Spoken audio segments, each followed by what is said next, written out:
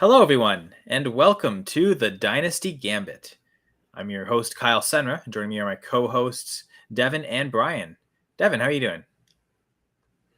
Doing good. It's nice to see you again. It's been a while since all three of us have been on the same podcast here at the same time, so that's pretty neat. Got a little throwback almost, and probably the last time also, since this right before the end season, you'll be departing, and then I will not make the 1 and 2 episodes because I'll be heading out to Las Vegas. So, yeah, this is kind of like our last little hurrahs, just the three of us. Yeah, nice. The other romantic in me loves it, and it's funny because I almost wondered, was our last episode, the three of us together, the Dynasty Sells episode? And this is almost kind of like the part 2 to that, the Dynasty Buys. Right. But before we go any further, gotta not say goodbye, but say hello to Brian. How you doing? Oh, I'm good, doing good. It's I'm glad to be here. I guess it was a month ago that I got diagnosed with COVID and stayed in the hospital for about 5 days. And for the first time in back-to-back days, yesterday and today, I've been out to the doctor and was able to see my kidney doctor, and the kidney function is stable and got a little bit of excess swelling we got to get rid of. But I'm just glad to be here. So yeah, we're glad you're doing well, and also glad that you're here as well. Really love talking with you.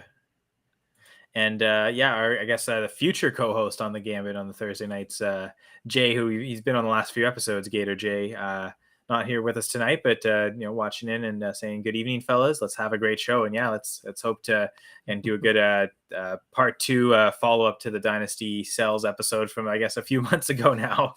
But that was kind of the idea, right? Like the off-season time to sell, get as many picks, and now it's still maybe not the perfect time to buy. That's going to kind of go in season, but maybe there's some players to still buy an opportunity now before the season. And before we get going any further, just shout out to Going for Two Live, available on YouTube, Twitch, Facebook, videos on Twitter, but unfortunately we can't see your comments on Twitter. So like Gator J commenting, if you want to join us there, check out the Going for Two Live YouTube page. And of course, always check out goingfor2.com. Great resource for fantasy, football, redraft, dynasty, DFS, best ball, all formats, different sports too. I've got a CFL DFS article that I like to plug. So all sorts of needs can be filled at goingfor2.com. I know Jay was actually looking forward to meeting Brian and co-hosting with Brian for the first time, I guess. I know that'll be much anticipated for a couple of weeks from now. So some suspense. I'm excited as well. He seems like a really nice guy. Yeah, Jay's awesome. Anyway, hope we got an awesome episode for you guys today. And I guess we'll get right into it. So, Brian, any particular players you think are good buy opportunities right now, or players you want to go buy in Dynasty? It's always tough. I'm gonna before the show we talked about mostly wide receivers. I'll just throw out a running back. Based on his performance last week, I think they're still leaning towards Marlon Mack week 1, but I'm going to go Damien Pierce, I think. If you want to just explain kind of like the thought process, I know, I guess my pushback would be the offensive line, but they almost seem to look good in the preseason game. So anything in particular you noticed that you were surprised about with him that you weren't necessarily expecting as a prospect? One thing I noticed is his cutback ability. Being honest, in a dynasty where, I don't know what the Texans look like this year. And of course the window is so short for running back, but at the same time, I'm willing to give a young guy like him a chance. And also, you never can tell how many good years you get out of a running back, but at the same time, he's got an opportunity to start by week, if not week 1, certainly by week 3 or 4. So just opportunity alone is something I like about him. Devin, I want to chime in at all about Damien Pierce? Yeah, I've actually back on our mock draft episode prior to the actual NFL rookie draft, I was very interested in Damien Pierce and wanted to see where he went, and I thought it was a great landing spot. I think that buy low window is kind of closing a little bit after that last performance, but he looked really explosive, looked really good. I got him on a couple dynasty teams myself, and I'm really hoping he takes that job. He looks really good. I've always been kind of a believer in him, so it's going to be interesting to see how he ends up doing there see if he can actually get the starting job, or if he's going to have to wrestle away, like Brian was saying there, in the first 3 or 4 weeks. Apparently, Brian, you're not the only one who's going to miss Jay tonight. Jamie is also messaging that he. Man, Jamie, you didn't say that about me last time when I wasn't here, or Brian. Come on. Yeah, he's obviously made an impression. We're both kind of jealous, but it's okay. Well, that's I guess Jay's the fancy new co-host, the shiny new toy, so to speak. So of course, like the rookies, right? And we immediately started with the rookies. So can you really blame him? Like we're just as guilty, aren't we? But I guess good. Talking about rookies, like, so where did you guys have Damien Pierce ranked rookie running back wise? Kind of before this preseason, has he gone up at all for you guys? Like where like what kind of ranges were you thinking, and maybe like rounds as well? I'm going to let Devin answer it first. He had him higher than me. I had him as my RB4 as far as the rookies went. So I had Hall first, obviously, and then I had Walker, right? Walker, sorry, I'm blanking there. So then and then had the running back for the Chargers, who ended up going pretty late. And then him. So I was never big on James Cook. I was more on those three, and then I had him 4, and that was before landing spots, everything like that. But okay, yeah, I'd probably say even now he's probably my RB3 out of the running back class. Just right now, as an opportunity, age, everything like that. As we know, a lot of those other guys, Cook, he's going to be in a timeshare. Don't exactly know what's going on with Walker, but I still do like that situation a lot. I think even if he's in a timeshare this year, he's going to be the guy going forward. So I would probably have him as my RB3 now, bumping up one spot from RB4. I think from memory, I had Cook above him and Algier tied with him. So he's bumping more from RB6 to. I agree with Devin. I can't see any lower than RB3 at this point in time. So I guess I am still.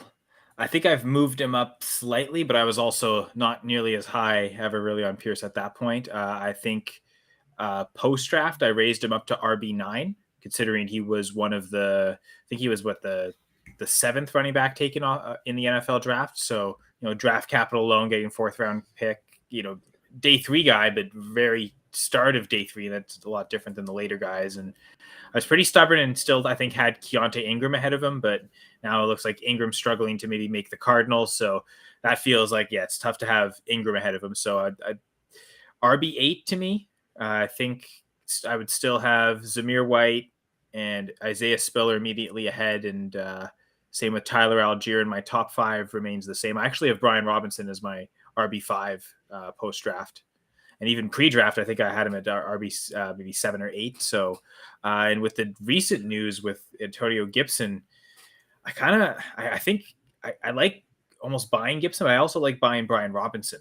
I still think, maybe whereas Pierce, I've seen him go like where you guys have him, like RB3 in some rookie drafts where he's back end of the 1st round. But a guy like Robinson, at the most, maybe a back end of the 2nd round type guy. I don't think his price is necessarily risen from there, so I think he'd be a good buy opportunity. But I would also like to talk about Antonio Gibson. But I'll leave the floor to you, Devin. Is there any player you want to mention as a dynasty buy? So right now, I think I'm going to kick it off with a 1-year guy.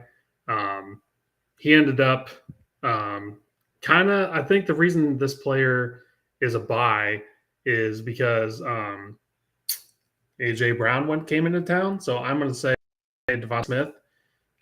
He's the most recent Heisman Trophy winner as far as a wide receiver goes, and how long, So, I mean, the talent's there. You haven't won a Heisman Trophy as a wide receiver since what? I think it was the dude from the Packers, right? Is Desmond Howard? Yeah, Desmond Howard. I think. And even then, did he even win it? Did he even win it as a receiver? Or did he win it as a special teams player? Right. I know that's exactly. what I know he has a Super Bowl MVP as a kick returner. So that even to just do it purely as a wide receiver is. I can go back and take a look. I'm not really familiar with college. Yeah, and it's not as important, but I'm pretty sure that's who the last time a wide receiver one was. But that just shows you the type of talent of the player we're dealing with here. He's got an offense. It is kind of a run-heavy team, but compared to where his stock was last year, a lot of times he was being drafted as wide receiver 2, even sometimes wide receiver 1 over Jamar Chase. And if you did that, I'm sure you regret it really bad. But I think he actually makes the point now. A.J. Brown going there, I think, has dampened his outlook a little bit. I mean, he still had a really good rookie year. But to me, I think he's a really good buy low. You're talking about a 23-year-old wide receiver. He's still going to be a number 2 option at worst. But for, the name of the game is Dynasty. You get a player that young, that good. That's why he makes it for the buy low for me at the moment. I agree with that. I mean, one thing about it, you mentioned that they're more of a run-heavy team. I'll be interested to see if they don't make it a little bit more balanced this year. Towards the end of last year, they were so run-heavy, and I think they realized pretty quickly you can't always rely on the run against every opponent. So I'm going to pass a little bit more, and I'm not sure Jalen Hurts can't do it. I mean, I feel like he can support 2 wide receivers. So why not? I definitely think if someone suffers in that offense, it's Dallas Goedert. And I think he'd be the opposite. He'd be a sell. I actually think even in redraft right now, I think he's one of the most overrated players and overdrafted players at any position really, but especially at the tight end position. I think he's going in a range where I really don't want to be drafting tight ends. Kind of the tight end dead zone, which I think extends a lot further maybe than the dreaded running back dead zone. Jamie's just chiming in with Devon Smith saying he's a great separator, so he'll be open a lot. So if we think that's kind of the same case with Brown and Smith, especially Brown getting a lot of design routes, but Smith kind of always being able to consistently get open on any play. If Brown isn't open, probably naturally the second read in a lot of plays in the offense, especially if you're playing Brown in the slot and Smith on the perimeter on the same side. It kind of for Hurts makes that easy. And I'm not a coach, so I don't know how you're going to play that, but I think it does set up to be a lot of targets towards those two. Right. And he's coming off his rookie year. I mean, he didn't blow the doors off by any means, but he had over 900 yards, and I think, that was with the teams being able to focus solely on him, as far as the main pass catcher there. They had Dallas Goedert, who came on strong there, after they traded Hurts, but now being the number 2 and assuming that A.J. Brown is probably going to get the majority of coverage and a lot of the double teams, I think there's going to be a lot of big things in store for Devonta Smith, not just this year, but going forward. How many passing yards did Hurts have in the season anyway? I mean, 900 is a big number for living. I think he came just shy of 4,000. So I'm going to say like 3,800. But so we can look that up as well. That's right. Yeah. Yeah, he ended up having 31-44. Okay, so I overestimated. So he had a third of the yards. I mean, that's pretty good. Yep. And that was in 15 games out of 17. So true. Could have played an extra 2 starts for extrapolating. I did look up the Heisman stuff. So Desmond Howard, 1991 as a wide receiver, punt returner. The last pure wide receiver to do it before Devonta Smith was Tim Brown in 1987, and Tim Brown, Hall of Famer Tim Brown, I'm pretty sure. So wow. So good company, and that talent doesn't necessarily just go away. And it seems like, everyone wants the Buffalo Bills running backs to just go away and Zach Moss to just disappear. But it seems like it might end up being a true 3-way committee between Devin Singletary, Zach Moss, and James Cook. So I guess just, Jay's not necessarily asking that. He's just kind of pointing out that those facts, that it looks like a 3-way committee, but I'll extrapolate that to kind of talk about some questions. And, do you want to buy any of those Buffalo backs? Just maybe the all this news of it being a committee, does it lower the prices enough to go after any of them? And if so, who would you guys plant your flag on? I mean, I still think it's Singletary's job, and I've got him in a couple of leagues, but to me, he's more of a hold. I'm not just running down the street to pick him up by any means, and I don't think you can trust any of them. I think if you got him, you hold them all, but at the same time, I don't see buying any of them necessarily. Yeah, it's almost actually like it's a 4-headed monster there. If you think of Josh Allen with his running ability and some of his touchdown vulture and stuff like that. Well, I was gonna say Duke Johnson also still exists on that team and may make that team. So it might even be a 5-way monster if we really want to talk about it. It's a true Hydra there. I mean, if the price is right, I would definitely be in probably on Singletary the most. I think he'd probably be the one whose outlook seems to be probably the easiest for a buyer low if the actual seller wants to do that, just because it's it's his last year under contract. So really, I think the buy low opportunity there, which a second round pick I don't think is really a buy low, but James Cook, I would be the three or one of the guys I would want out of those three, just because knowing Singletary's gone next year, I don't think they have a lot of long-term commitments to any other running backs. So even though he's more of a pass catching running back, especially in PPR leagues, I would definitely be targeting him as the go-to guy just for long-term.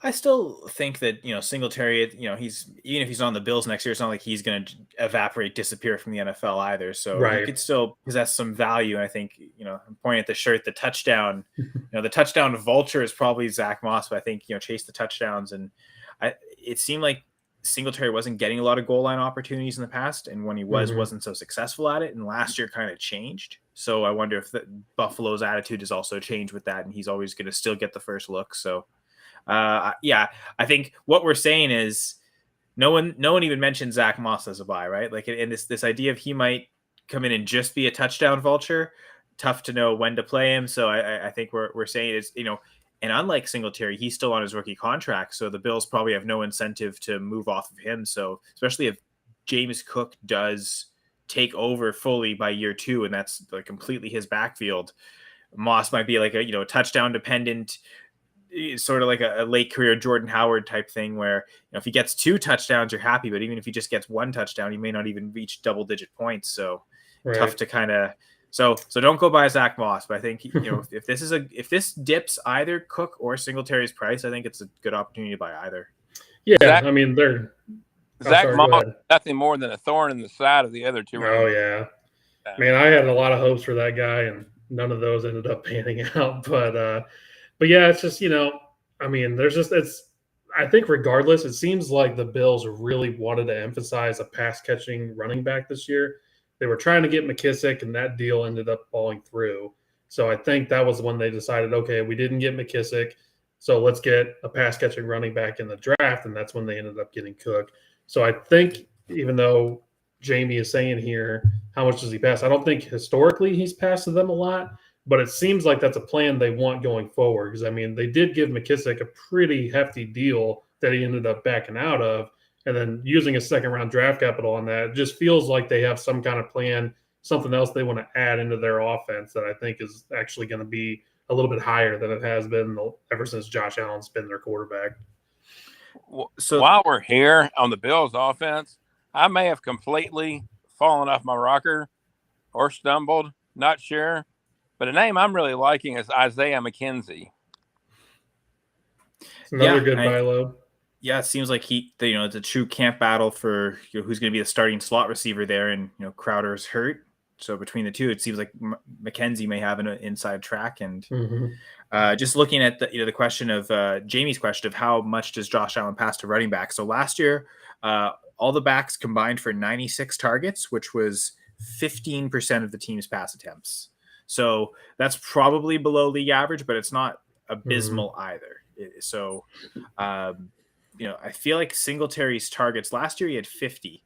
I think he had close to 50 catches as a rookie. Oh no, never mind. 41 targets, 50 targets, 50 targets. So Singletary's kind of been right around there, 50 targets basically a year. So I mean, I suppose that's his totals maybe at risk with James Cook there.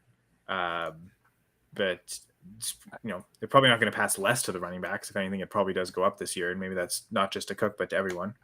Couldn't you see Singletary maybe dipping back down to that 41 or 38 to 40 type range? And 41 is a rookie, but he also only played 12 games. So yeah, he's kind of really been consistent at that 50. But yeah, this could be the fewest amount of targets, receptions he's had, simply because as Jay's put up on the screen, they can't use Cook as a third down blocking back. So if Cook's out there as a third down back, he's going to be running routes every time. But also saying, he thinks Cook might be more in the slot, so that still leaves Singletary on the field on third downs. But if it's on the field on third downs to block and not run routes, not get targets, we're not necessarily loving that in fantasy either. But all to say, I think there is still buying opportunity for quite a few Bills players here, because it's still a little ambiguous in some places. And maybe Dawson Knox and Gabe Davis are a little expensive, but outside of them, I think everyone else just kind of affordable. I mean, obviously you're going to have to pay up for Diggs and Allen, but also, if you want to go buy, well, like in Superflex, if you have an opportunity to go buy a Josh Allen, I think we'd say he's a dynasty buy, but you're gonna have to pay up. But like he's the type of player that's worth paying up for, worth the price. I mean, in a Superflex startup, he's very likely the 101. I guess if you're in a startup and you have a chance to go after the 101, like I like doing offering my second, third, and fourth to get the first and 9, 10, 8, 9. I'll usually start with 8, 9 and you move down if I need to. The idea is not give up my own first, get another first, and especially like do it for the 101, okay, get Josh Allen and then whatever my other first can be.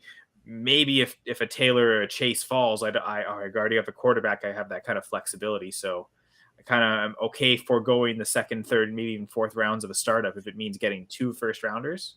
Now, I don't think I would do this in a 1 QB league, but in Superflex, no. I really want to do that, and at least one of those first rounders on a quarterback, if not both, and just start with like I did that in a startup this year where I started Herbert and Kyler Murray, but then didn't pick again until I guess it was the 5th round. And then another league where I didn't do the 2 QB, but started Wilson at the end of the first and didn't pick again until the 5th round. So I kind of like doing that even with a 1 QB build in a Superflex league and trying to fill, multiple picks in the 4th, 5th, 6th rounds and then, build quarterback and rest of position depth there. So just some startup trade ideas. But yeah, I think, of course, go after the elite assets if you can, but just understand that they will be expensive. I guess to that note, Devin, we talked about this trade 2 weeks ago, but you weren't on, and it's a trade I did, and you're also in this league. So I was curious to get your opinion, just from an outsider not involved in this trade, but someone who's in the league, what you thought of that. And it's back in the rookie draft of the sleeper league I invited you to earlier this year, where I gave up the 3 first-round picks for Justin Jefferson. And I would go ahead. Sorry. Go ahead. I was just gonna say, yeah, I would do that every time. I mean, Justin Jefferson, what is he, 24, something like that? But he's already, the first 2 seasons in the league, has already, done stuff that no other receiver has done as far as receptions, catches, everything like that. So, the only question going towards Jefferson, which is very minimal, is after this year is what do they do with quarterback? I think they extended Cousins another year. So, future outlook is not so great as far as quarterback. You don't know what's going to happen there, but still, when you're that young of a receiver and you've been that dominant coming in, well worth the 3 first-round picks, especially on your team. Those first-round picks probably going to be mid to late. Not like you're going to be giving up the 101 or anything like that. So, to be fair, the person I did trade away Jefferson from, I did give him his first back. So that is part of it. But I also look at his team as, even without Jefferson, he still has a pretty solid team that he can compete with, even though it does kind of signal going into the rebuild. But right. One of those picks was this year, it was Drake London. So you can already attach a name to one of them. And I did manage to get Evan Ingram in the trade, just because I didn't have a starting tight end, thanks to Devin, as I did trade you Noah Fant for a second. So I didn't necessarily want to start Juwan Johnson week 1. So I knew I had to address tight end somewhere, and this kind of was a way. They're asking for 3 first plus, and it's like, okay, well, I could do that if I get a little more than Jefferson, and thought, I could have got David Njoku. I chose Evan Ingram instead. Not sure how I feel about that. I don't know if any preference there between those two or any difference, or doesn't matter. They're so low that. Yeah, they're kind of, if I had to look at my rankings, I bet they're in the same tier of tight end. But at least I would think Evan Ingram has a chance to be more productive than Njoku, especially early on with Deshaun Watson being out for the first 11 weeks of the year now. So I would have probably wanted Ingram if I was to make that trade as well. I also, as much as Austin Hooper's not there, Harrison Bryant still is, though. So I've always liked him too. Whereas, Dan Arnold's also with the Jaguars, but I don't know. I think if I had to pick any of those 4, I think Ingram, more talent-wise, above Dan Arnold, and could kind of maybe get ahead of him more easily than Njoku could Bryant. So that was kind of ultimately my reasoning behind that. Yeah, I like that reasoning. I think that makes a lot of sense. I like the trade. anyone, even if you wouldn't have filled a different position hole like that with having your missing tight end. But if anyone offers me Justin Jefferson for 3 first, I'm going to take it 10 times out of 10. So, yeah, it seems like there's a really limited list of players you'll pay 3 first Right. for. I mean, there's a bunch of quarterbacks.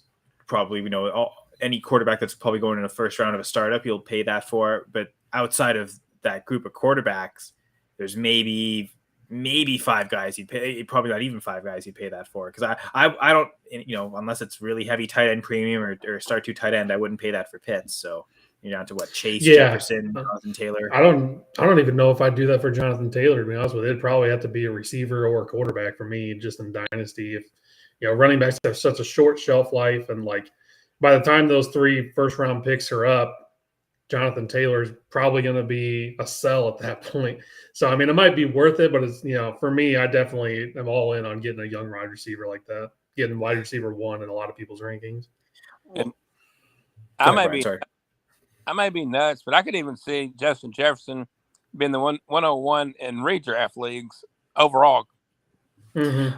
I don't think that's crazy. I like, watch sometimes some high stakes shows or, just random best ball leagues. And, usually it's Taylor or McCaffrey, but especially in full PPR leagues, it's not crazy to see either a Cooper Kupp or Justin Jefferson go 101. If you're picking one, picking first and then picking again 24th, you're not getting any of those guys. Like you're basically choosing which of those guys you want there. And even if it's a quote unquote reach, you understand that, even if you want Justin Jefferson, he's not falling to the end of the second round. Like you have to kind of make those plays. So you're right. He could be the 101. I mean, I don't think it's crazy for him to ascend and be the wide receiver 1 overall this year. Yeah, he's my wide receiver 1 across all formats, Dynasty, redraft, everything right now. So, because like you said, a couple guys that are being drafted ahead of him in redraft, Taylor, his coach comes out and says, I don't see him getting nearly as much work as last year. I don't want to bury the guy. And of course, McCaffrey has played, I think, 10 games in the last 2 years. So yep. I don't feel comfortable. And I mean, I'm okay with both of them at the 1, but I don't feel like blessed to have. I'd almost rather trade back and pick at the 3 or 4 slot, but sometimes that's not an option. So. Yeah, I definitely like, and I know we're kind of getting off topic here, but I definitely like in redraft this year being like the 5, 6, 7 range. I like having those decisions kind of already made for me. They're like, okay, Jonathan Taylor's off the board. Hopefully CMC's off the board. If he falls to me, I'd probably take him at that point. But it's like, I like having kind of those guys, the decision's already been made. I don't have to worry about who am I going to take and everything like that. So in redraft this year, I really like the back half. Well, yeah, I guess it'll depend also on the scoring settings, but especially like in a half-point PPR league, give me the 101, 102, and McCaffrey, Taylor. Like I'd be probably happier with that than I would anything else. But yeah, as we get to full PPR, maybe the 5 pick in that way, or even the 6 pick, and if I truly believe in Derrick Henry as well, I get one of those 3 running backs or one of the top 3 receivers in Kupp, Jefferson, Chase. Part of this motivation for this Jefferson trade, which apparently Jay says good trade, Kyle, so thanks, Jay.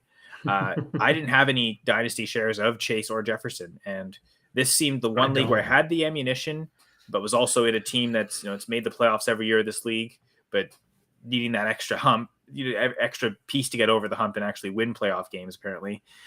So I thought this was the league where if I wanted to buy one, I would do it here. And it's funny, the Chase manager also had Jonathan Taylor, and it's basically was going to be that Taylor was going to be 3 firsts. And I do really like Jonathan Taylor, but I also already had shares of him, and the exercise here was specifically to go after Chase or Jefferson. So was happy that I don't have any shares of either of those guys, and like the closest one I got is CD Lamb. We've had discussions about getting him in a couple different leagues. Yeah, but that's right. Well, and that's this league, right? This was the league I kind of wanted to buy Lamb off you. So part of that principle. So I just went right to the top because I saw that the Lamb price was going to be almost as much as the Jefferson price, so to speak. So at this point, I was okay. Let's go buy Jefferson.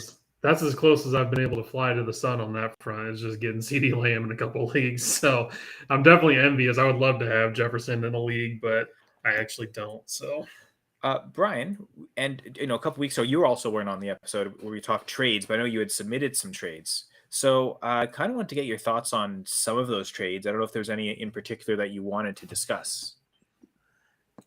I'll be honest with you. My memory is short term anymore. So, Well, there was one I wanted to kind of bring up for you. And it was, I guess there was like, you'd made a few trades in a 14-team Superflex league, I guess tight end premium.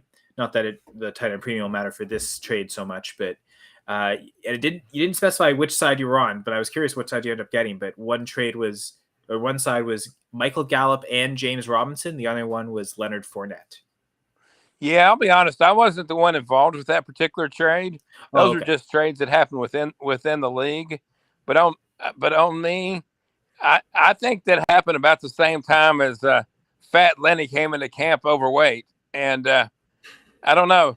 I would be on the Fournette side now, but if he'd continued at his same weight scale, I don't know. I would have probably gone with the Fournette side, but I'd have been a little bit more hesitant because he's getting up in years as well. So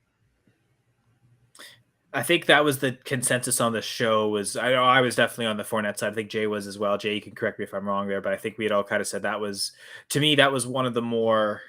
I thought all the trades were pretty well balanced. I thought that was maybe the one where it seemed, if not to say lopsided, but I definitely immediately gravitated. Yeah, I'd much rather have the Fournette side than now.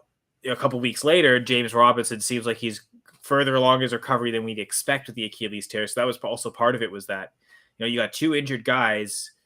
You're taking up an extra roster spot. So if you're selling Fournette, you're taking two guys, which, especially Gallup eventually could definitely, I think we foresee within the next 5 years, being much more valuable than Fournette will be if he's even in the league at that point, which kind of is the point of the running backs. So you understand like the long-term value there, but still like from a roster build for this year, you're still having to cut a player if you sold Fournette because you're taking on two assets. So it's not even just losing Fournette, is that you're having to cut someone else on the 2-for-1.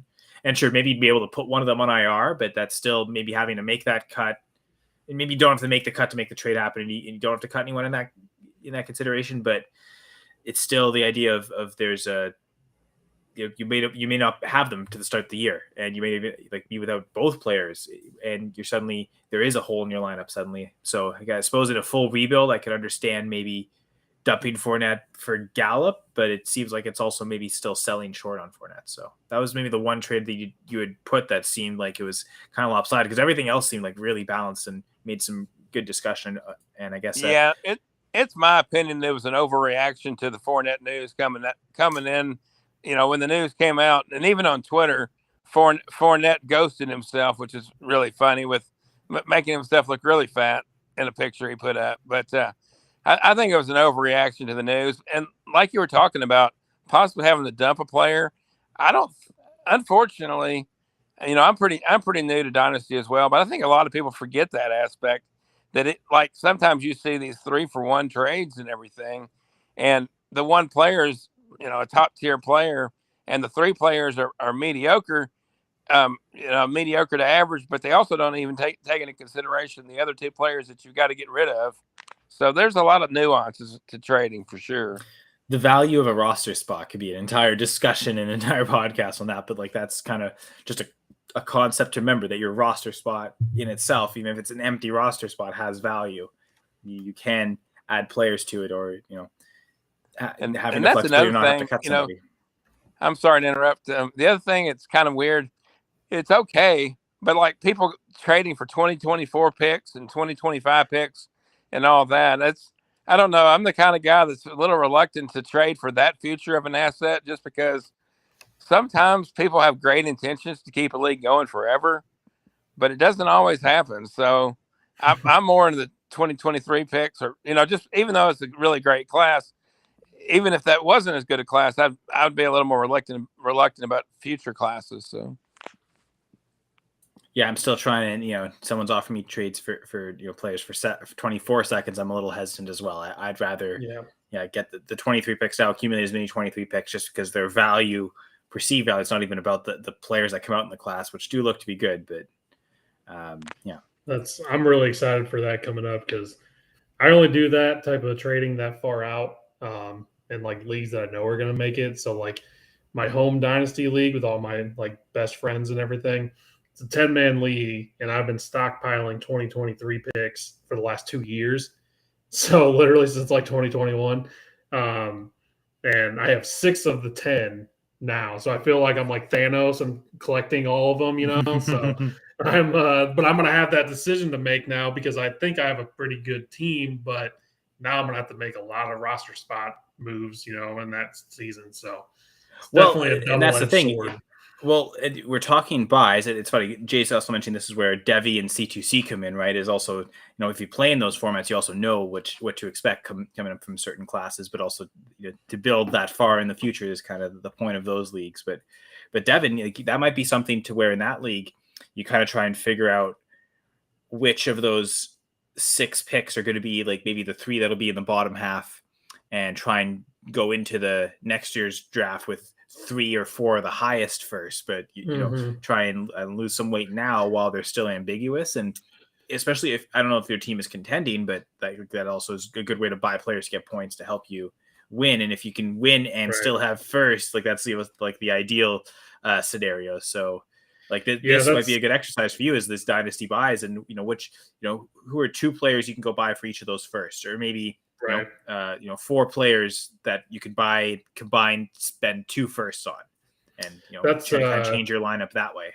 It's kind of my game plan going into the season too. That gonna see where I fit in the first 4 to 5 weeks, see if I'm a contender or not, and then if so, I might cash in some of those first and get me a nice piece to kind of put me over the top there. And otherwise, if I'm possibly not doing so well, then it might just be sell off like McLaurin, people like that. So it's gonna be an interesting first few weeks.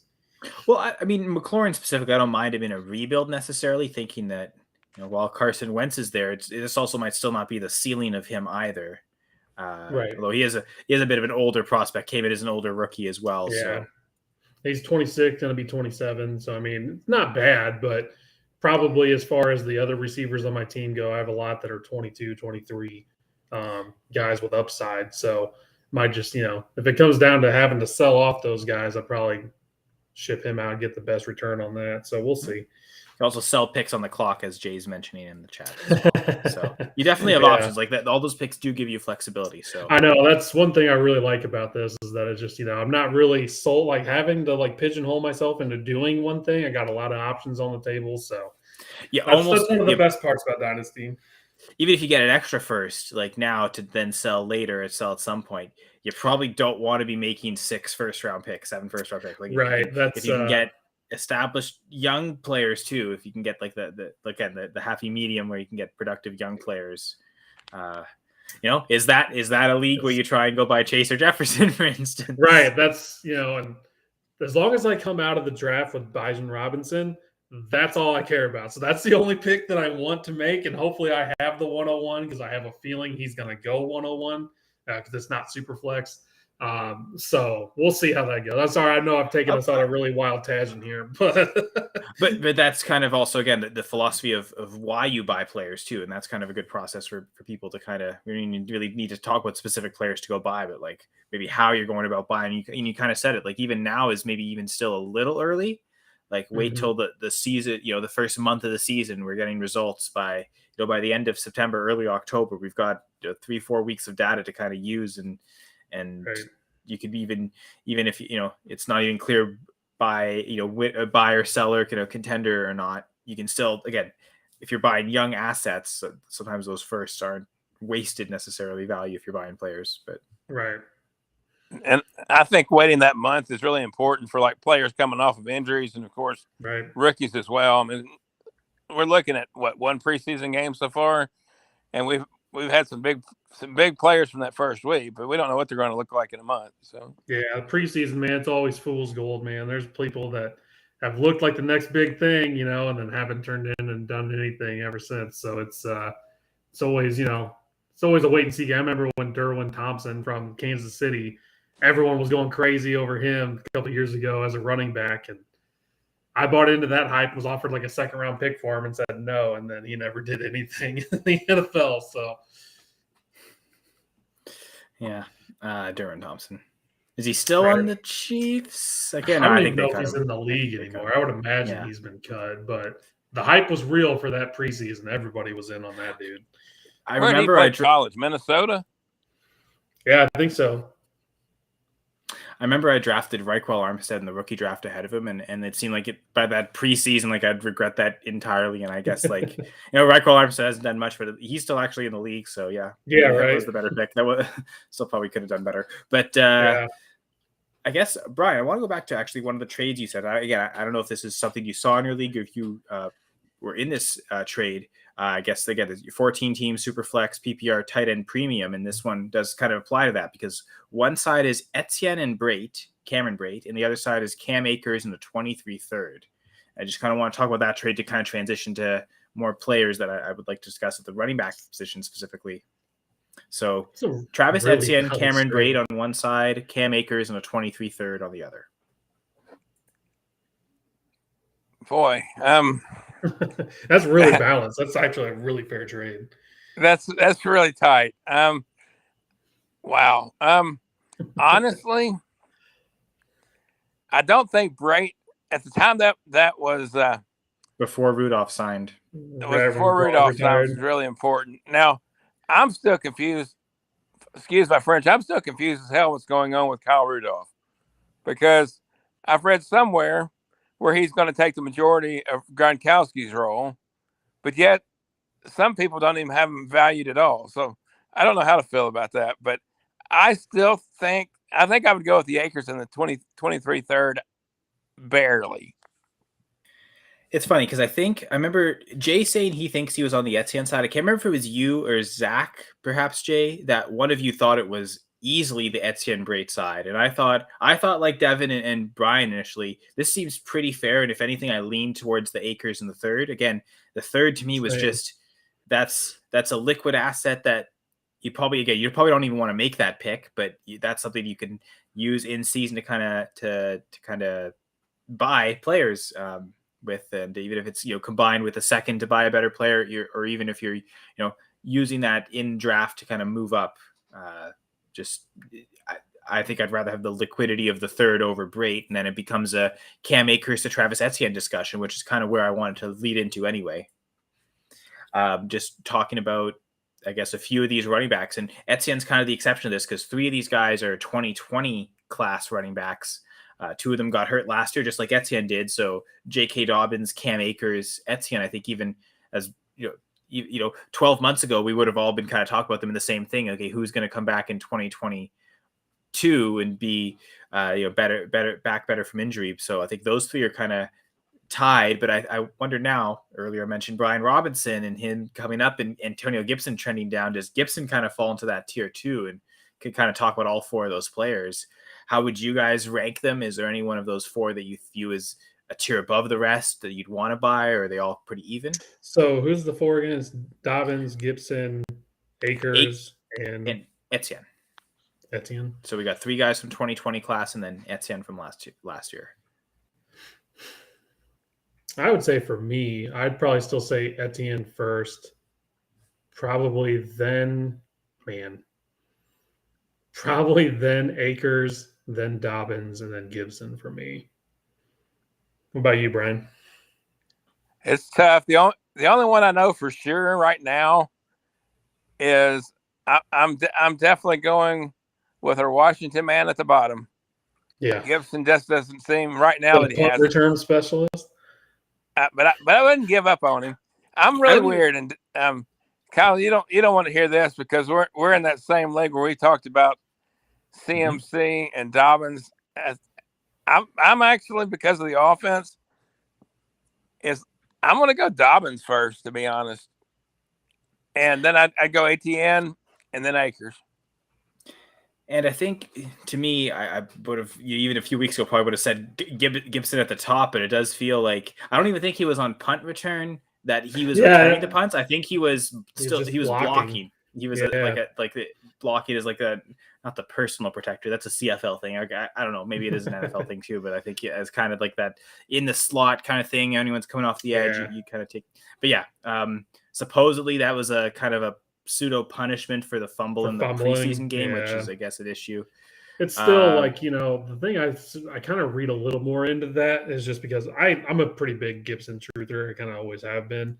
But you don't see any other running backs being put on punt duty, or not punt duty, but on special teams, I should say.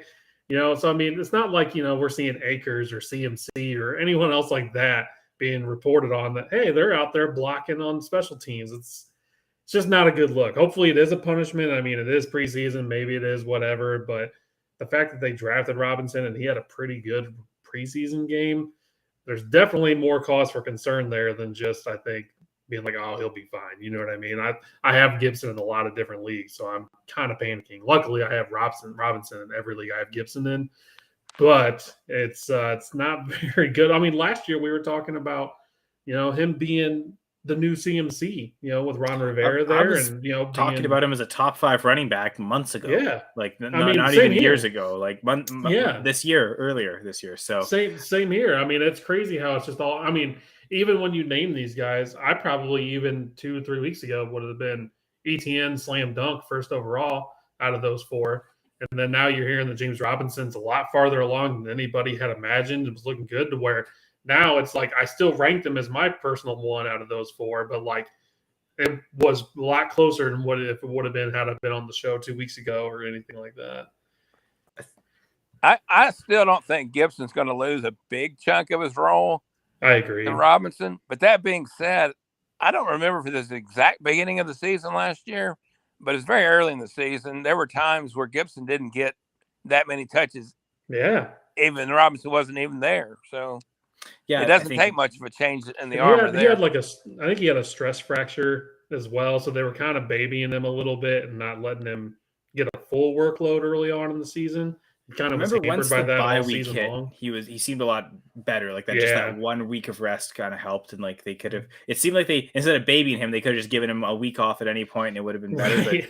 But right. Yeah, there was a few weeks where they weren't throwing him passes because of the injury. They didn't want to, awkward movements, tweak anything, and so here, just take a few carries when you can. But yeah, after the bye week, he was pretty good. But yeah, a small stretch. I think the one thing that Etienne has going for him is we expect a pass catching role for him. Right. Whereas Brian, you mentioned the offense with Dobbins being a good thing, the offensive line, how much they like to run, but unfortunately how little they also throw to the running back is part of what makes it a bad offense in for like what we want from a running back's perspective. But you look at Cam Akers with the Rams, he's barely had passes his career at any point in his career. He did, like last year during the playoffs was maybe the most he's ever gotten thrown to, and even then, if you take every game he's played, playoff and regular season, I think it's something like 20 games, and he only has like 27 receptions, which basically puts him in a Derrick Henry, J.K. Dobbins role. So I think for me with Akers and Dobbins, now knowing that Dobbins appears to kind of be on track to play week 1, I go back to just the initial talent evaluation on both of them. Like, who did I like more coming out of college? And Dobbins graded out higher just in my film rankings. And I know I don't think he had a great combine or didn't participate in the combine, and Akers did. So I think it closed the gap on them. But even so, after the rookie draft, I still had Dobbins, or after the NFL draft, I still had Dobbins ahead of Akers. So while maybe Akers' quick return last year maybe put him back up ahead of Dobbins, I think now I've reverted back to, if I were to rank those 4, I'd probably go Dobbins 1, Akers 2. So I really want to say Gibson 3, Etienne 4, but I think it's because I think with Etienne it's maybe your fear of a two-way committee between him and James Robinson, but with Gibson it's not just a Robinson you have to deal with. You also have to deal with J.D. McKissick, and so kind of worse. So I think I'd go Etienne 3, Gibson 4, as much as it pains me with Gibson. I sometimes even go back to high school evaluation, like what they were in 24/7 rankings going into college, and I was looking up Dobbins. He was extremely well valued, but I don't remember Etienne, to be honest, if he was that highly valued, because I want to say in some polls that Dobbins was like the RB1 coming out of high school. I guess went to the big school, Ohio State, right? Yeah. And I mean, like, that's been kind of a factory. You had Zeke there, and you've had like success, so it kind of makes sense that they'd be able to recruit the, if not the best running back in the class, certainly one of the top ones, whatever year he came out. Because sometimes I get people ask me questions on Twitter and stuff, which I love. My inbox or DM's always open. But the guy asked me to evaluate between Montgomery versus Dobbins as the keeper, and that was kind of an interesting one. I looked at his stats, and he's only had the rookie year, but Dobbins actually averaged 6 yards per carry that first year. He had like 134 carries for close to 900 yards and like 9 touchdowns. So I told him to go Dobbins over Montgomery, but I guess that would be one. Like, was there something where was there a draft pick penalty on either, or just flat up keep whatever you want?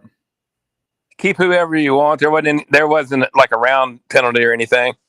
Part of me is tempted to go Montgomery, especially a few weeks ago if we didn't know Dobbins would start right away. Like you get Montgomery from week one, and you have that flexibility in your roster. You don't have a guy that isn't playing for you, but at the same time, maybe that's something where, especially if you're able to keep players multiple years, like you'd probably think from this point, I'd rather keep Dobbins a couple extra years rather than Montgomery, who about to end his rookie contract. Although if we think the Bears are so bad, sorry, Devin, maybe it's not the worst thing that Montgomery leaves either. Now Jay's mentioning a hot dog and ice cold beer salesman Gibson. Still on a rookie contract, so I don't think they'll cut him if that's the especially being a third. I think he was a 3rd round pick. So a pretty team-friendly contract there. And Jamie brings up a good point, because I do believe this is true with Gus Edwards there and even Mark Ingram for, I think, a good chunk of that first season. Dobbins only started 1 game out of 15. So also kind of, could have had more than just the whatever it was, 134. I think what you said, Brian, 134 carries. Yeah, 134 carries. Yeah. For a guy, a guy that played 15 games as what we expect to be an RB1, we'd expect more than, I think, 134 carries, and I think what he would have had maybe 20 catches. Yeah, he had 18, I think, right around 20. Just struggling to get to 150 touches overall. When we're talking about some running backs like Taylor who got 350 touches, 370 touches, right? So certainly you'd hope that if he gets ever more volume, his efficiency wouldn't necessarily suffer. Even back in college, though, at Ohio State, Dobbins had less than 300 yards receiving in every year he played. So he wasn't a huge receiver even back in college. So back to your credit, Devin, especially in PPR leagues, I can understand why you've got Etienne 1 if you think he's got that role. Like if Etienne can ever have that role and have the Jags ever explode offensively and he gets a ton of touchdowns, he's got a better chance to be the RB1 overall than probably Dobbins or Akers. Now, if there's no J.D. McKissick, Gibson probably has that too. Right. McKissick is the one thing that's kind of standing in his way and of catching a lot of passes. So, but still means that it might not happen. So from that. That's kind of the whole reason I went that way. So ETN, has the passing upside. The reason I had Akers too was just those weeks in 2020 when he really took over, when he was, 15, 16, 17 rushes for 100 and some yards. It was right towards the end of the year, right before they went to the playoffs, where he just looked like he was the next big thing. Kind of gives me hope just because at that time, I do believe Henderson was still healthy and they still were riding Akers to where I think now that he's, basically a full year removed from his injury, that he could possibly step back into that role, even with Henderson and those guys there. And the thing with Dobbins is, and I almost view that kind of like our earlier talking point of the Bills, where, it's a 4-headed monster, if you will, whatever. You got Gus Edwards, Mike Davis, Lamar Jackson. So there's a lot of opportunities there for other people to snake those touchdowns, which are, the big thing. And Lamar, historically, touchdown vultures, right? Right. You can get this shirt on Viridian Global, by the way. So you too can rock a touchdown vulture shirt to complain about the touchdown vultures around. So that's why I was not excited at all when Dobbins went to the Ravens, just because Lamar historically has not really been a check down guy. He likes to take off with the ball instead of dumping it off. And I think Dobbins has had all the talent in the world to be that guy, even back to Ohio State, like what Brian was saying, where he never really got that many receiving yards. But I mean, I think it's pretty clear to everyone the talent was there and he has that ability. And then as soon as he went to the Ravens, I was like, knocked him down on my rankings for that year during the NFL draft, just because it's not a great situation. Like I said, right now, it's basically a 4-headed monster there. So that's kind of the background on why I ranked those guys the way I did. Just Jamie's sharing some stats on Dobbins here, so that his 2020 season, his rookie year, as Brian mentioned out these stats, 800 rush yards and 9 touchdowns. He was number 4 in breakaway runs and number 5, or he was top 5 in juke rate and number 1 in yards per carry, yet, as Brian mentioned. But the number 4 in breakaway runs, because okay, so top 5 in juke rate, it's still a percentage basis, like it's still impressive, but not necessarily getting. It's not an advantage or penalized by the fact that he had less carries. Whereas in this breakaway run category, the fact that he only had 134 carries, he would be severely penalized in a breakaway runs as a total stat. So the fact that he's number 4 with so few carries, this is the one stat to me that like the big play potential, explosive running ability behind that Ravens offensive line, I think is like the ultimate upside with Dobbins. But even then, like unless he can catch 30 passes in a season, and we can't even guarantee that, I don't think, it's tough to envision him as ever really being a top 5 back in any season. Last year, I guess, would have been the year for it to be, just because it was especially the top end, seemed like running back scoring was lower. Jonathan Taylor is an RB1, not quite as many points as what we've seen, say, with McCaffrey a couple years ago, even the year Saquon Barkley came out, or Kamara, Cook, Henry in 2021, like what those guys scored. So at the top end was a bit of a down year at running back. So that'd be the type of season where Dobbin would need from other running backs to kind of score like that for him to be top 5. But in a typical scoring year, it'd be tough for him with only 18 receptions to be a top 5 guy. So again, back to, credit to Devin with the Etienne point there. Are there any other players we want to talk about?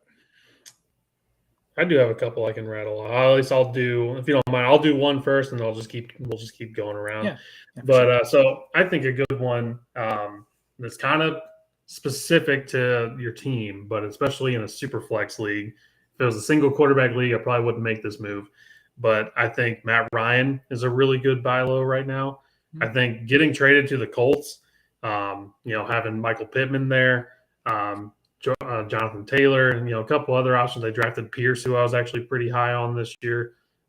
So I think there's some decent weapons around him. He obviously has one of the best offensive lines in football, which is only going to be able to help him. I mean, he's not going to get you the running yards, obviously, but if you're a team that needs either a really good backup or even potentially a QB2, I think Matt Ryan's going to have one of the better years that he's had in a couple of years now. So I think he's very cheap. I think you could probably get him for a late second, maybe even a third, depending on the league, depending on the owner. But that's a quick fix there if you want a super flex quarterback who is going to get you pretty solid numbers. That's a good point. And I think with Matt Ryan, he's been below his career average touchdown rate 3 straight years, 4.2, 4.2, 3.6. And his career average is 4.6. So for someone who, like, there was a portion of his career where every second year was an amazing year. And there's one season, like in back-to-back years, he went from a 3.4% touchdown rate to 7.1, and he won the MVP that year. Hasn't really been able to replicate that exactly, but he's been so up and down. So to see 3 straight years where it hasn't been as solid makes me think that he's due to kind of bounce back up and maybe, eclipse 4.5% touchdown rate for the first time in 4 seasons or 3 seasons. So I think in this Colts offense would be kind of the one to do it. He's got maybe not as good of weapons as he did back in the day when he had Julio Jones and right. Calvin Ridley all together. And I think, with Hayden Hurst, he had 3 first-round picks throwing to that one season. Not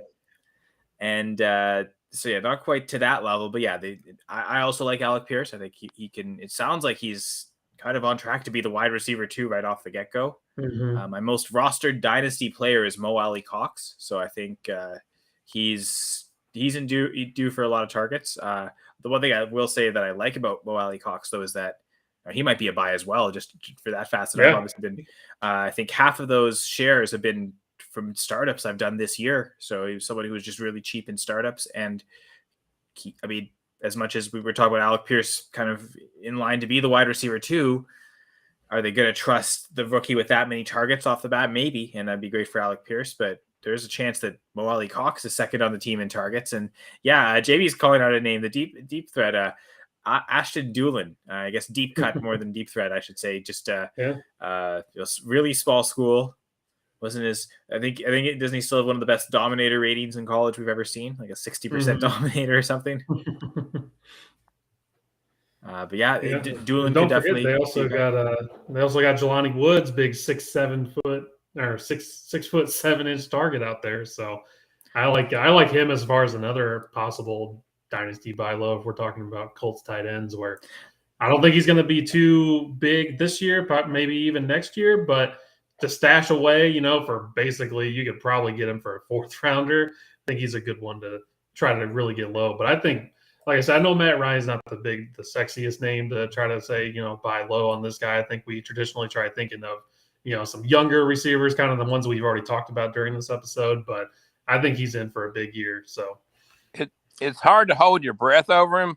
But at this point in time, Paris Campbell's still healthy as well. So, man, I was such a truther of him, man. I was such a truther of him. And it's like I've been burned so many times. I'm like, do I want to go back to that well again? But if he plays 10 games, it's a bonus. But it would definitely help Ryan out just to have something from him. And from what I heard early in the offseason was that they had a really good connection. So if he could just stay healthy, man, I think he has all the weapons there. Oh, and then Gator just said he has another one here. Hines too. I mean, that's another good pass catching option there. So I really think that, if you're looking to add another quarterback, especially in a super flex league, I think Matt Ryan could be had fairly cheap and you're going to have a really good season out of him.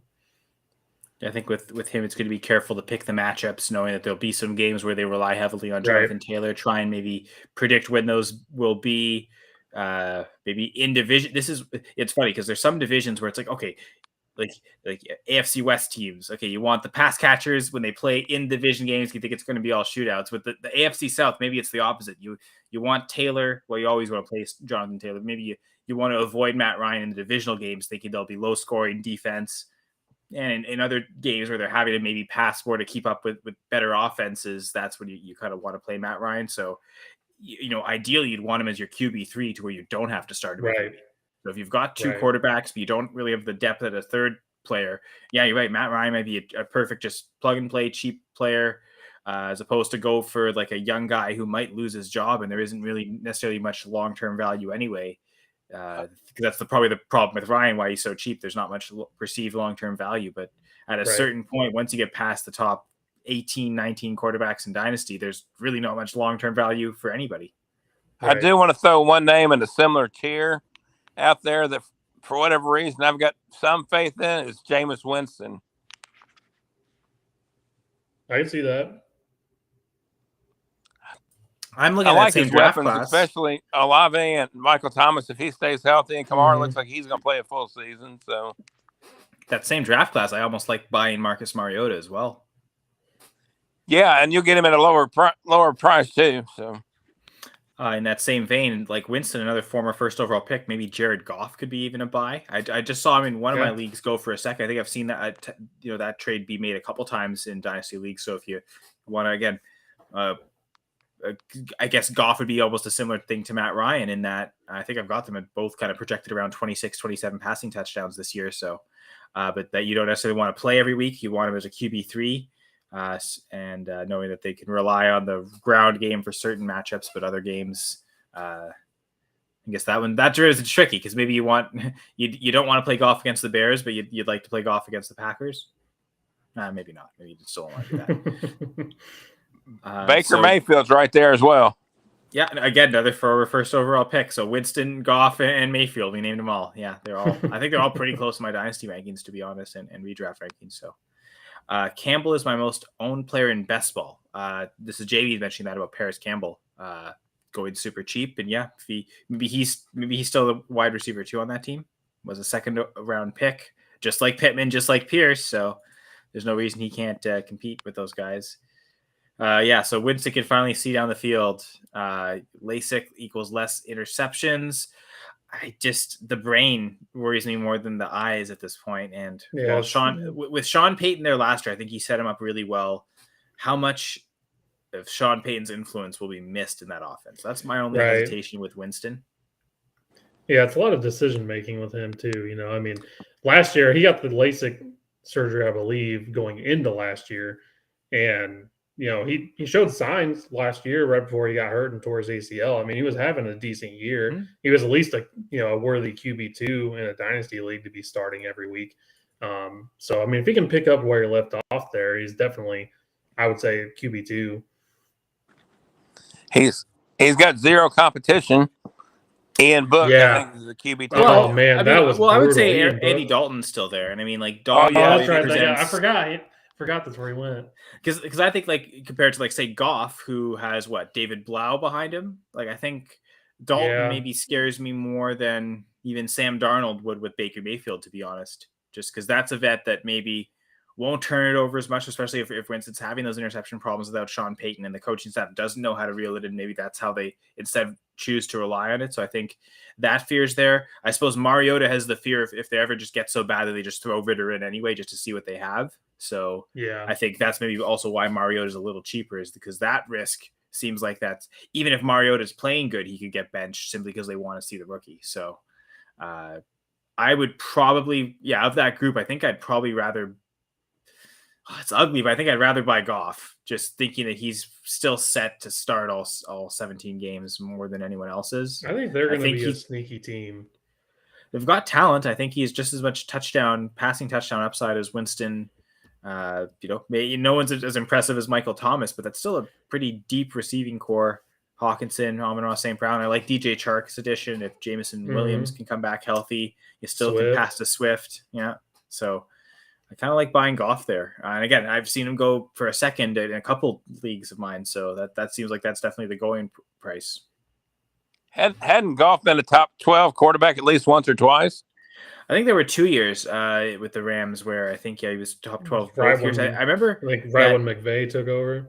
Yeah, I think McVay's first season. I remember wasn't Goff like the QB2 for like close to most of the season. I think that was Patrick Mahomes' 50 touchdown year. But like I believe Goff and him were like neck and neck, and then the playoff stretch happened. It started with that Bears game, whatever it was, like that. I think was it a Monday night game against the Bears or a Thursday night game against the Bears, whatever it was. It was a primetime game, and I think from there, Goff kind of just tailed off, and he didn't finish that year as the QB2, and he still QB12, but I remember that season. Like there was a while where they kind of figured him out that game. They ruined him. So he's never been the same since that Bears game. Kind of put the blueprint out there on, especially at least that Rams season, because pretty much the Patriots just copied exactly what the Bears did in the Super Bowl against them. So yeah.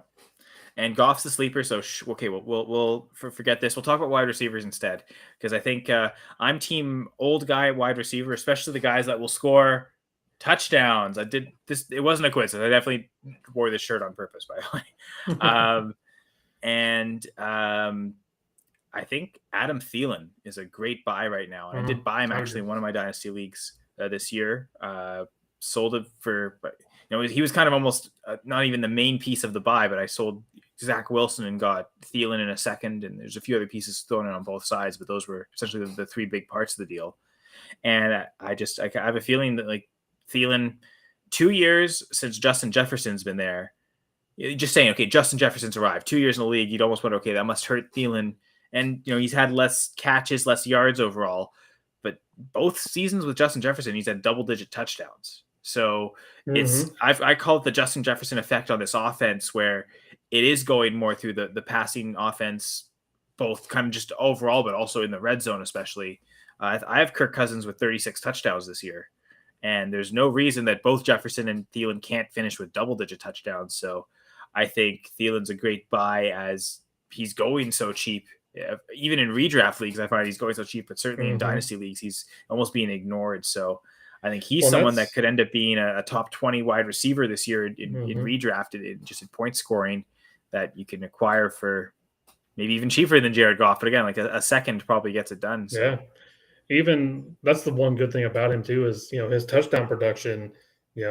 That's the big thing right there, because I mean Justin Jefferson's getting a lot of the yards, but if he's still getting these touchdowns, and a lot of them aren't just long touchdowns. I've been a Dalvin Cook owner in a lot of different leagues, and there's been plenty of times they've gotten down to like 2-yard line, and they throw just a little out route to Adam Thielen, and he comes down with a touchdown. So I mean, whether they're in the red zone, whether they're looking for something deep, he can score anyway. And he hasn't shown any signs of slowing down. So I think that's a great buy.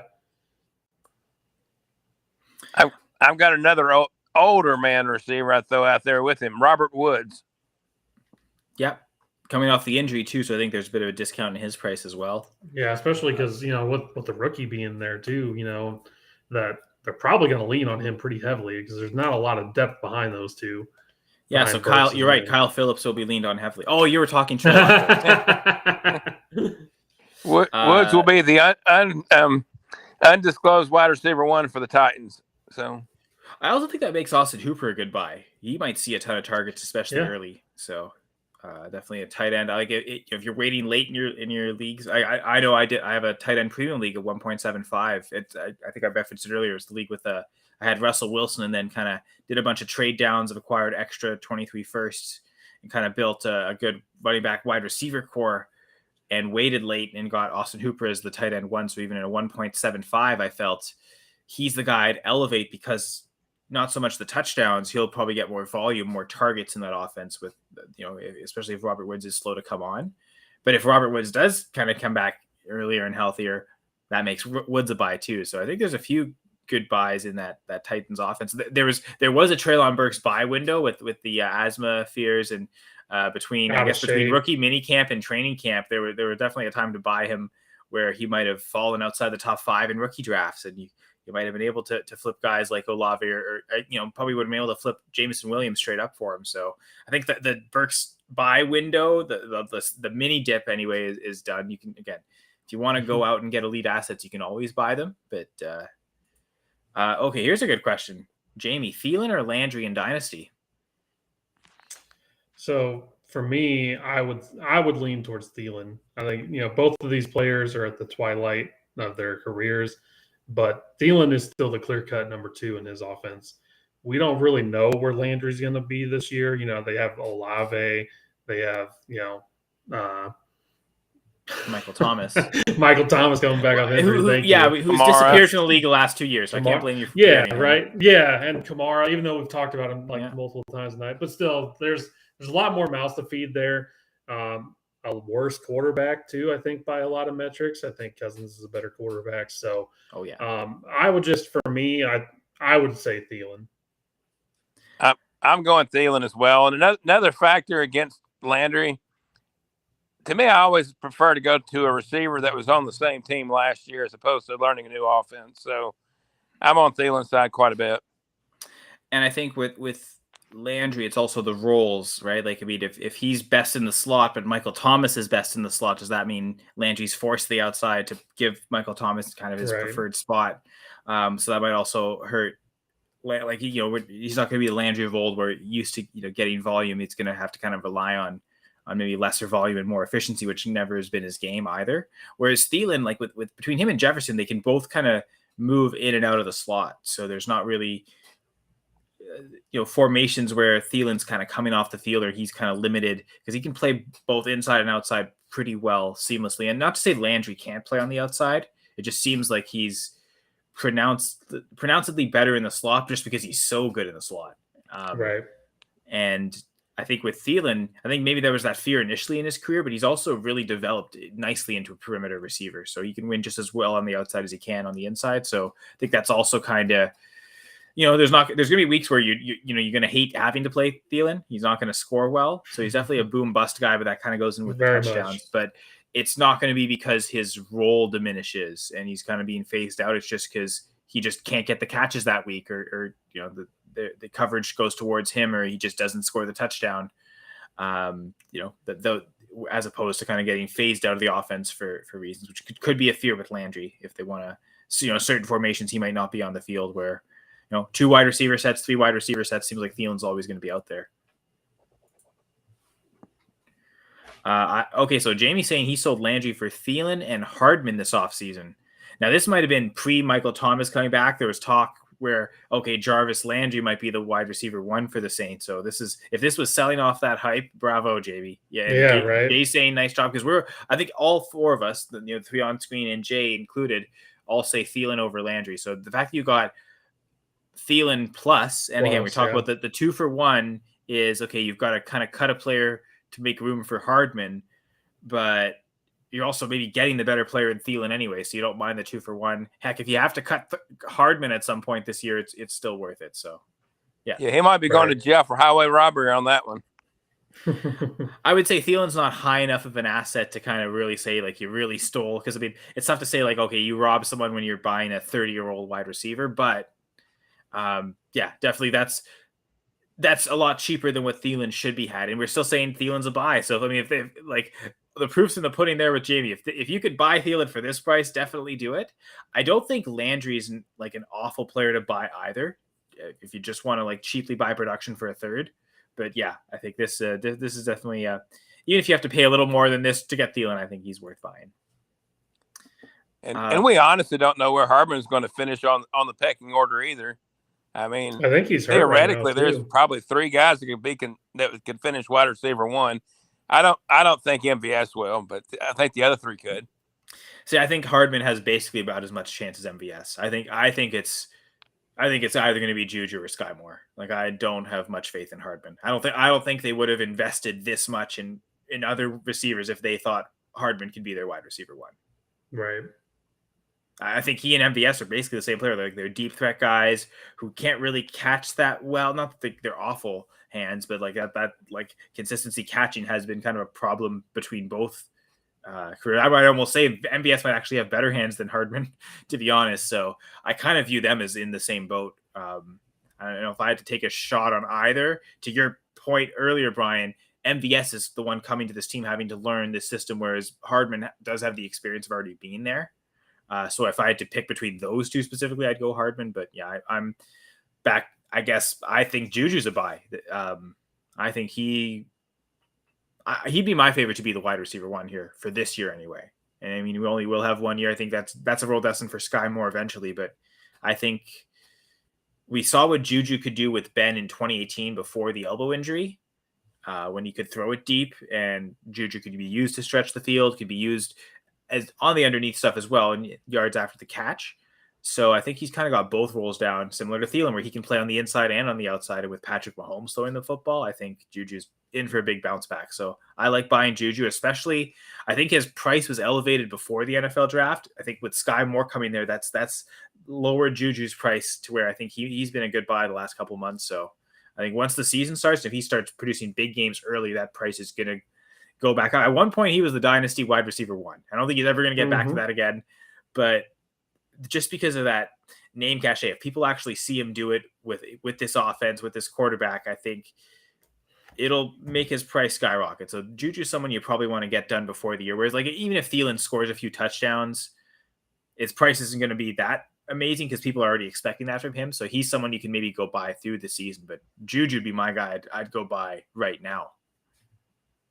And apparently Hardman's just a groin strain, what Jay's saying. So does it seem like his week 1 is going to be in jeopardy? But again, I'm not crazy on buying Hardman anyway. I don't want anything to do with Hardman. I think the writing's been on the wall there for a while. He's just kind of a gimmicky player. Brian, if you can't make it, it's just like MVS. If you can't make it happen with an elite quarterback, are you ever going to make it happen? You know what I mean? Well, when Brian Pringle and DeMarcus Robinson were playing ahead of him, it kind of showed, right. Like, even in chances when Tyreek Hill wasn't there and he had the opportunity, he didn't quite seize those chances. So, whereas, without Adams, MVS actually did have some big games. So there were times when MVS was tasked with being that guy and he was able to seize the opportunities. I know there's a lot of drops that always seem to come on big catches. So it's always like, oh, that would have been a long touchdown. So it feels like it hurts more. But there were times when he did his number was called and he came up big. I remember the NFC Championship game lost to the Bucs. You have to specify which one. There's been so many of those recently, but he was one of the best Packers players on the field that entire game. I think he caught every pass that was thrown his way. And the big flaw was that I think he only saw 4 targets. He caught all 4 for like 180 yards because he caught a big long touchdown pass, was doing well, and just, saw 1 target in the second half maybe. So I think MVS has actually even shown it more than Hardman. But like Brian's saying, fairness, he's MVS coming to is equally good as Lazard, if not better.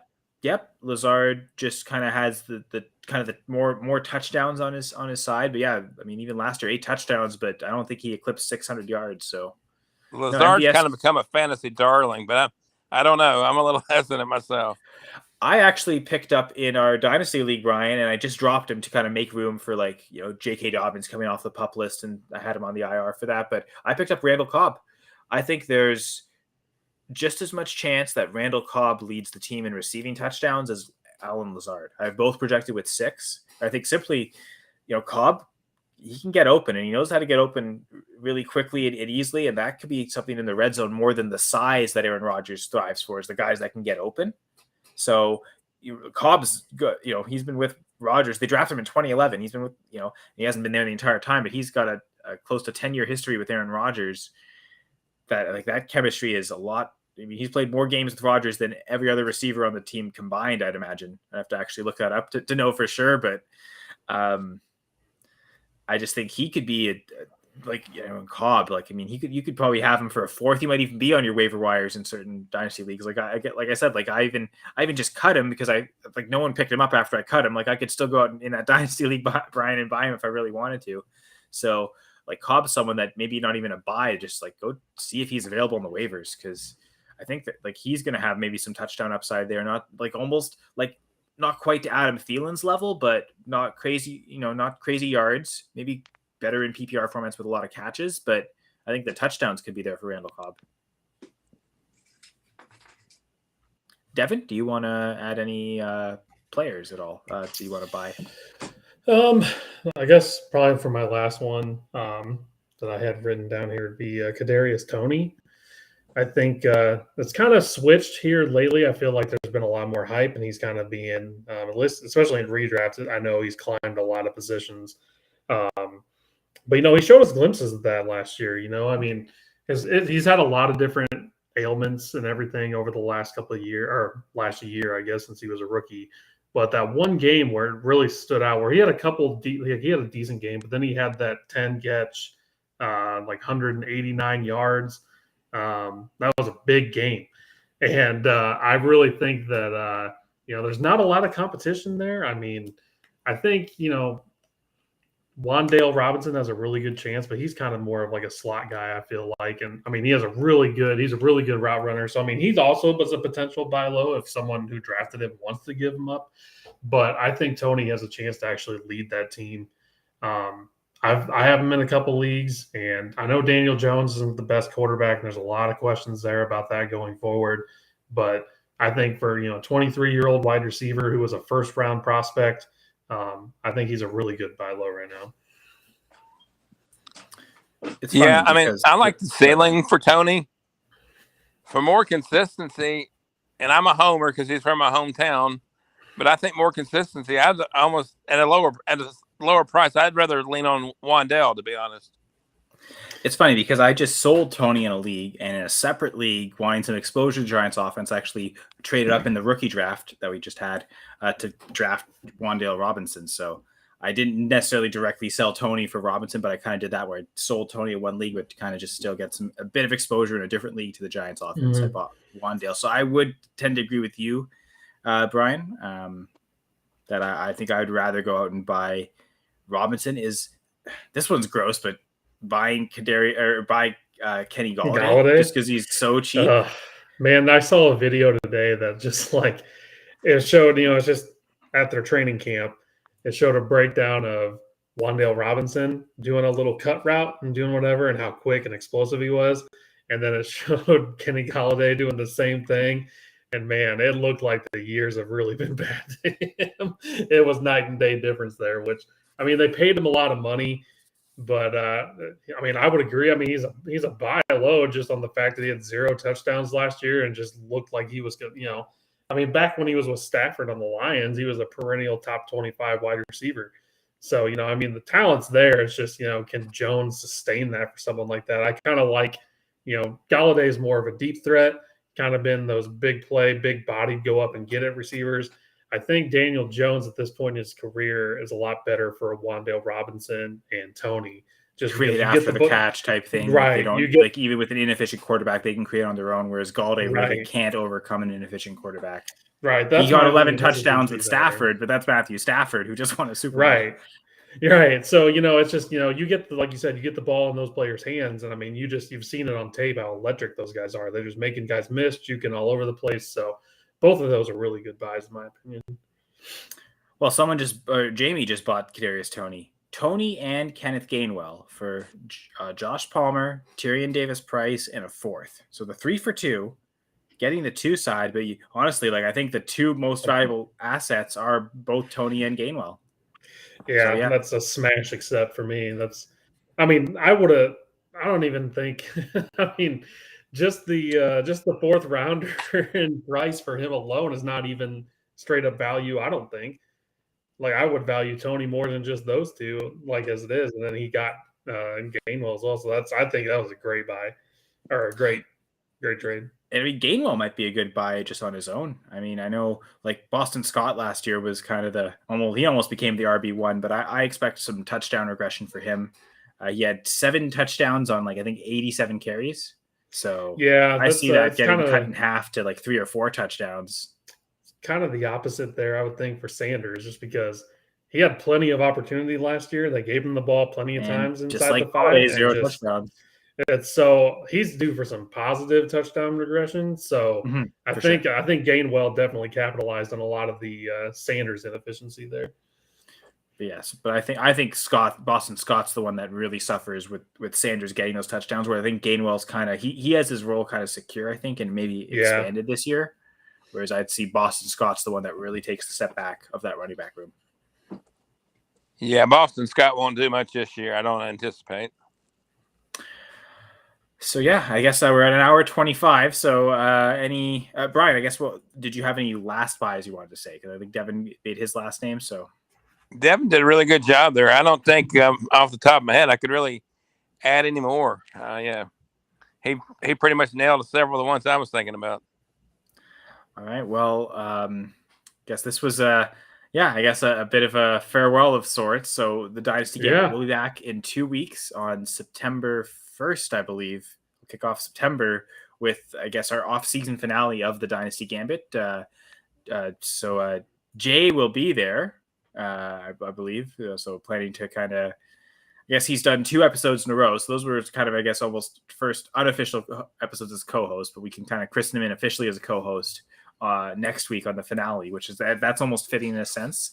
Fortunately, Devin won't be there. So I guess I have a league I go out for in Vegas every year that I draft in person. So I will be on a plane to Vegas. So as much as I don't enjoy missing these episodes, I think I'll be having a good time. So yeah, Devin's like me. He doesn't have an established fan club yet, so we got to keep working. Hopefully, we convince Jamie. We gave him some good ideas, so maybe he'll be on board for us in the future. Yeah, for sure. So I guess I don't necessarily know what we're going to talk about. So Brian, you and I are going to devise some topics for that episode in a couple of weeks. But this was a great off season, I felt. So Devin, you're going to kind of be taking over as the main host going into the season. And I know that when you did have to host a couple weeks ago, you did a tremendous job. So thank you. Sure the Thursday night Gambit will always be in good hands, whether it's the Dynasty Gambit or not, whatever it's going to be called as. Yeah, we'll have a lot of fun. It's going to be a good season. I'm looking forward to it. We got a good crew here, so it's going to be a lot of fun. And Jamie will miss you, apparently. So. Oh, thanks, Jamie. But yeah, I guess we'll start the outro. So Devin, I guess your final appearance on the Gambit in the off season before we kick into the in season. So anything you want the listeners and viewers to know? Nope. Like I said, same thing. Brian usually always says, I'm gonna steal his thunder a little bit. If you have any questions, ever just want to talk stuff, find me at Devin Deal on Twitter. And yeah, I'll be here in a month from today. We'll be breaking down game 1 of the NFL. So I'm looking forward to that a lot. So who is that? That's I guess it's the Rams, right? As a kickoff game, the defending champs. Who do they even play? To be honest with you, I don't know. I'll look that up while you guys. Was it Rams Bills? I think it's a pretty big game because it's like Amazon paid a lot for it. What's their upcoming schedule look like? Great radio here. But yeah, we'll definitely be kicking off that whatever that week 1 game is. Apparently there isn't. Rams. Yeah, Rams Bills. Okay, I was right. September 8th at 8:20 p.m. Rams. Yep, you're right. Bills at Rams. So that'll be I guess the site of the recent Super Bowl victory, to be honest, for the Rams. So and you know what? And reach out to Jay as well at FantasyJ77. he's got tons of great stuff to say and share. And he'll certainly be on in a couple weeks to kind of share that as well. Brian, anything you want the viewers and listeners to know? Well, like I said, you can always reach out to questions and everything to me at VandyGrad92. I'm looking forward to having another episode with Kyle and then Devin after that. And then I'll also be doing a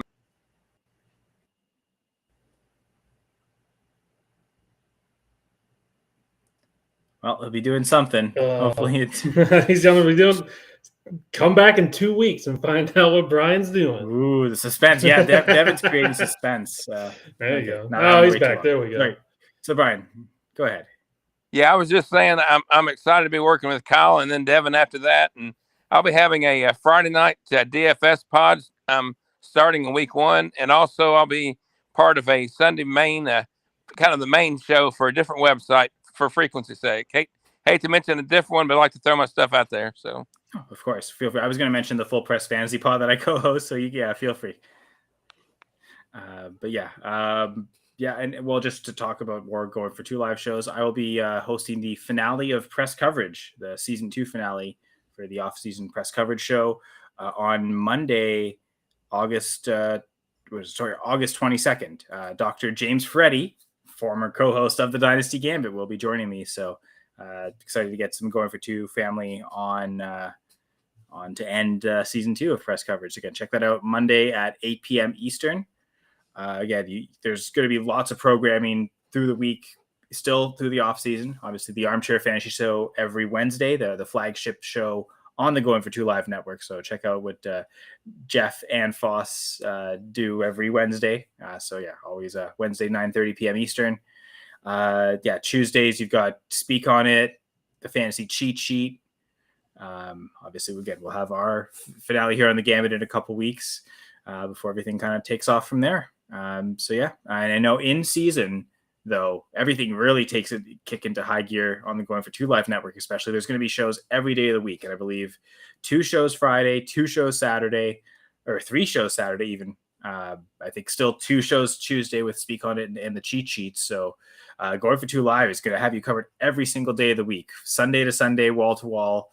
There's always going to be some great content to help you out here on Going for 2 Live. So I'm really excited for the season to be here. Again, we have 1 episode of the Dynasty Gambit off-season version before we get there. So we're almost there, folks. And and Jamie's mentioning the Sunday morning start sit show as well. Don't say that. Don't try and say that 2 or 3 times quickly, or even 1 time quickly. Gladys will be hosting that with Zach. Gerson always usually makes appearances as well to talk some DFS. And I know Jeff's kind of encouraging to get more people to kind of contribute on those Sunday mornings. So look for maybe some familiar faces and not so familiar faces as well. So that'll be Sunday mornings. I think they usually get started around 11:30. Maybe 12 o'clock. I forget, but I think it's an 11:30 start. I'm pretty bad. Should have had this all written down. I guess Jamie's going to be on that one too. Oh, awesome. So check out again everyone that's contributing in the chat. We're all one big family here at Going for 2. But really appreciate Brian. Really appreciate Devin, all the listeners and viewers. Any final words before we head out, guys? No, just enjoy the weekend. As I understand, it's 5 straight nights of football, so just enjoy that. Should be starters playing a little bit more this week. Yep, just counting down the weeks to the first regular season game. So 1 more weekend down. Let's just get to it. Yeah, and we'll get out of here now. So on behalf of my co-hosts Brian and Devin, I'm Kyle Senra, and this was the Dynasty Gambit.